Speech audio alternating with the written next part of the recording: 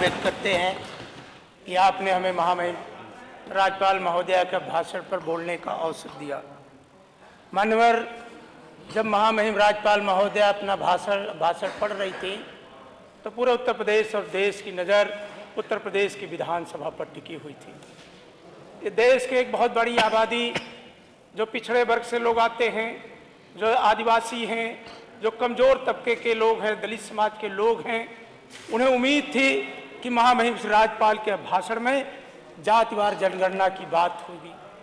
और जो आज देश की बहुत बड़ी समस्या बनकर बढ़ रहा है, देश के अधिकांश राज्य आज जातिवार जनगणना की मांग को लेकर आंदोलित हैं। हमारा पड़ोसी राज्य बिहार अपने संसाधनों पर जातिवार जनगणना कर रहा है। मानवर, इसी विधानसभा में एक सेमिनार हुआ था और देश के राज्यसभा के बाबू हरबंशी जी आए थे।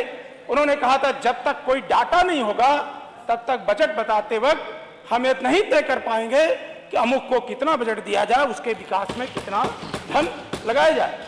आज पिछड़ों की इतनी बड़ी आबादी, आज सरकार के पास कोई डाटा नहीं, और जब दबाव में जातिवार जनगणना हुई थी लेकिन आज तक उसके डाटा बाहर नहीं लाए। हमारे राष्ट्रीय अध्यक्ष माननीय अखिलेश यादव, नेता विरोधी दल, बराबर लगातार इस बात को प्रेस मीडिया के माध्यम से, रैलियों में, विधानसभा में जातिवार जनगणना की मांग को पुरजोर तरीके से उठाने का काम करते हैं। मान्यवर, विधानसभा में गरीबी पर चर्चा होती, विधानसभा में आज इतनी महंगी दवाइयां हैं। मान्यवर, मैं भी कुछ दिन पहले बीमार था, शहर के एक प्रतिष्ठित अस्पताल में इलाज चल रहा था।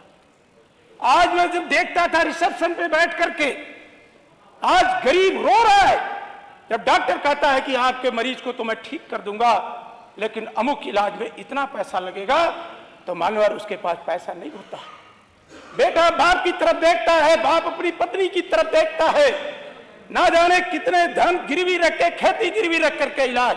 अरे लानत है आपकी सरकार पर। आप सस्ती इलाज के बारे में चर्चा करते, आप कहते हैं कि अखिलेश जी की सरकार ने क्या किया। अरे आपकी इन्वेस्टर समिट हुई, आपने क्या दिखाया 40 देशों के लोगों को? गुप्ता जी, आपने यही दिखाया कि अवध शिल्प ग्राम है, इसको माननीय अखिलेश यादव ने बनाया है। यही कोना का स्टेडियम है जहां खेल मंत्री जी अभी अंतर्राष्ट्रीय स्तर का मैच हुआ, इसको कौन बनाया? माननीय अखिलेश यादव जी ने। और जब शहीद पथ से जलेश्वर मिश्र के रास्ते आप अपने अतिथियों को ला रहे थे, गमला और फूलमाला सजा करके, उस मार्ग को किसने बनाया? अखिलेश यादव जी। और महामहिम राष्ट्रपति महोदया जब आपके सामने लोक भवन में भाषण दे रही थी तो उस लोक भवन को किसने बनाया? वो माननीय अखिलेश यादव। आपने इमामबाड़ा दिखाया, आपने भूलभुलैया दिखाया। अरे आप कुछ तो अपना बना करके दिखा दिए होते जिससे लगता कि आपकी भी कोई सोच है। अरे चक गजरिया में कैंसर इंस्टीट्यूट बनाया, मुझसे एक डॉक्टर ने कहा कि 18 ऑपरेशन थिएटर उसमें बने हैं चक गजरिया में। अरे बाबू कल्याण सिंह जी की तस्वीर लगा करके चक गजरिया का आप उद्घाटन कर दिए। अरे आप समीक्षा कर लेते स्वास्थ्य मंत्री माननीय मुख्यमंत्री जी कि आज चक गजरिया में क्या डॉक्टर की पोस्टिंग हो पाई? क्या कैंसर जैसी घातक बीमारी का इलाज हो पा रहा है? क्या उनको समय से इलाज मिल पा रहा है? आज जहां हमें चर्चा करनी थी इलाज पर, आज आप बताते हैं नीलकंठ तिवारी कि जैसे भोलेनाथ की नगरी को उन्होंने बनाया है। अरे बाबा भोलेनाथ जब सावन के महीने में शिव और पार्वती काशी में विराजमान रहते हैं तो सावन के समय में जो उनको पहला जलाभिषेक होता है वो यादव बंधु ही करता है। आज आप ऐसे बोलते हैं, आप इतना गुमराह करते हैं सदन को। यहां पर चर्चा होनी चाहिए थी जो मोदी जी ने संकल्प पत्र में कहा था कि हम अंतरराष्ट्रीय स्तर का विश्वविद्यालय बनाएंगे जिससे देश का नौजवान, उत्तर प्रदेश का नौजवान दुनिया के सामने खड़ा होकर के उत्तर प्रदेश की ताकत का एहसास करा सके। आप कितने अंतरराष्ट्रीय विश्वविद्यालय बनाए? अरे टूटे मन से कोई बड़ा नहीं होता और छोटे मन से कोई खड़ा नहीं होता। अटल जी की कविता की पंक्तियों के साथ आप उनको 9वें तल पे ले जाके लोहिया संस्थान में खड़ा कर दिया यूनिवर्सिटी को। आप यूनिवर्सिटी नहीं बना सकते। जब अटल बिहारी वाजपेयी के नाम पर आप यूनिवर्सिटी बनाने में आपको इतना वक्त लग गया तो आप क्या उत्तर दें? कहते हैं 1 डिस्ट्रिक्ट 1 मेडिकल कॉलेज। अरे दीवारें खड़ा कर देने से खेल मंत्री जी जौनपुर के मेडिकल कॉलेज को आप चालू करा पाए? क्या वहाँ कैंसर के डॉक्टर हैं? क्या वहाँ हार्ट का ऑपरेशन हो पा रहा है? क्या वहाँ पे कौन सा इलाज हो पा रहा है? अरे कहाँ इतना असत्य प्रलाप कर रहे हैं? अरे इतना बड़ा झूठ फरेब बोल करके इतना इन्वेस्टर आ गए, पूरा लग रहा था कि लखनऊ के गलियों गलियों में करोड़ों करोड़ों रुपया बिछा दिया गया है। अरे 18 की इन्वेस्टर समिट हमने देखा, उसके बाद की इन्वेस्टर समिट देखा। मैं उत्तर प्रदेश की विधानसभा में कहना चाहता हूं अपने वरिष्ठ लोगों के सामने, आपकी इन्वेस्टर समिट के परिणाम क्या है? क्या एक भी उद्योगपति उत्तर प्रदेश के अंदर कोई ऐसा उद्योग लगाने का काम किया? गुप्ता जी माननीय अखिलेश यादव जी को कह रहे हैं वेदांता जाके देखो, एससीएल जाके देखो, एससीएल जाके देखो, अखिलेश जी के समसंग जाके देखो, नोएडा के अंदर जाके देखो। आप एक भी अस्पताल नहीं बना पाए, एक भी अस्पताल लखनऊ में नहीं बना पाए। जयप्रकाश नारायण ने कहा था, आजादी के गीत गाया था कि गुलामिया हम नहीं निभैबे अजदिया हमरा के भावेला। उस जेपी जयप्रकाश नारायण के नाम पर जो अंतरराष्ट्रीय केंद्र बनाया माननीय अखिलेश यादव ने, आज वो कैसा है? हमारे ऊपर जातिवाद का आरोप लगाते हो। एशिया का सबसे बड़ा पार्क पंडित जनेश्वर मिश्र के नाम पर माननीय अखिलेश यादव है।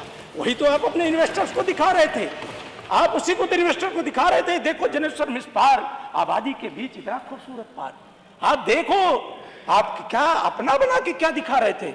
इसलिए मानवर अधिष्ठाता महोदय, इनकी इन्वेस्टर समिट उसी तरह के है कि जैसे गांव की गरीब महिला खेती में काम करती थी, जब उसका बेटा दूध के लिए रोता था, मां के स्तर में दूध नहीं होता था, कुपोषण था, तो कहती थी चंदा मामा आरे आवा पारे आवा नदिया के किनारे आवा बाबू की मुहमा में घुटू।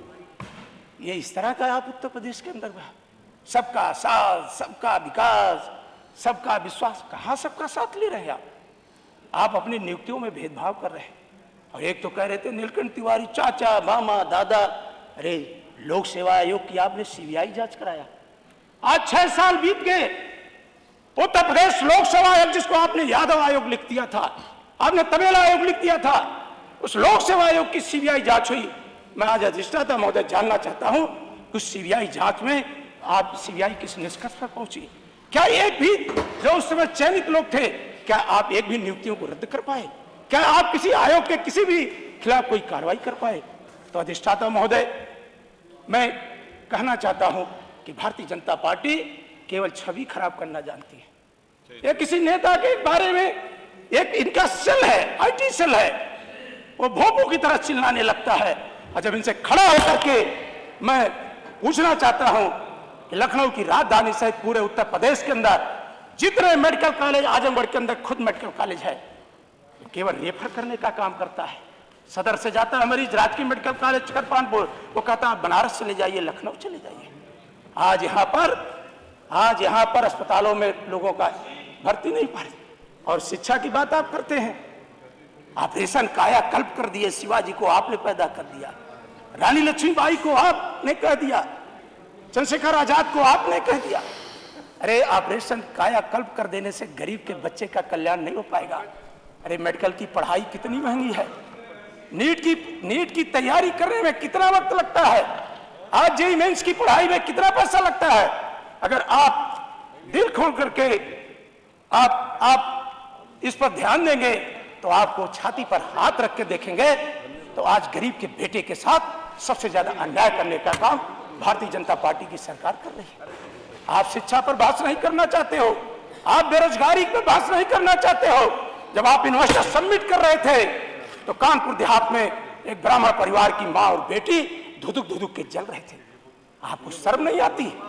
आप कहते हो आपकी कानून व्यवस्था, अरे कानून व्यवस्था के लिए ठोस काम करने का कोई काम किया था तो माननीय अखिलेश यादव ने जो 100 डायल स्थापित किया था, जो पुलिस हेडक्वार्टर बनाया था दुनिया का सबसे बेहतरीन, आप क्या जवाब दोगे उस माँ बेटी को? सभ्य समाज में जहां आपके अधिकारी थे, आप जिलाधिकारी के ऊपर कोई कार्रवाई नहीं कर पाए, एसडीएम के ऊपर कोई कार्रवाई नहीं कर पाए, तहसीलदार आपने उस जेसीबी के ड्राइवर को जेल भेज दिया।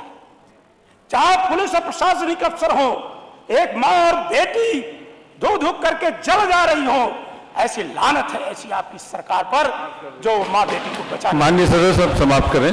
मानवर समाप्त मैं आपसे विनती करता हूं, मैं आपसे विनती करना चाहता हूं और इस सदन में जनता से चुने हुए लोग आते हैं, जनता के सवाल पर आप बहस खड़ा करिए, महंगाई पे बोलिए, बेरोजगारी पे बोलिए, जो अन्याय हुआ है सदियों से।